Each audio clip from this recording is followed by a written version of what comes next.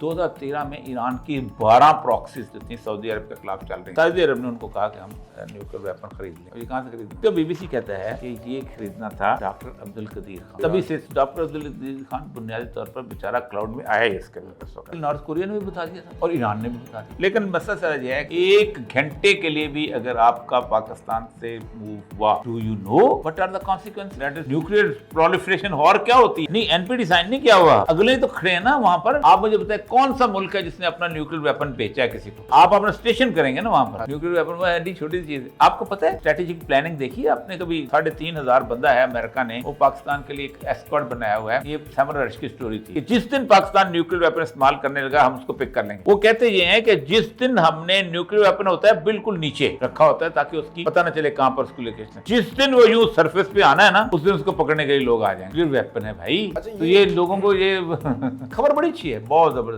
पाकिस्तान में ओ क्या बात है, साड़ियाँ यारियाँ जबरदस्त हो गया।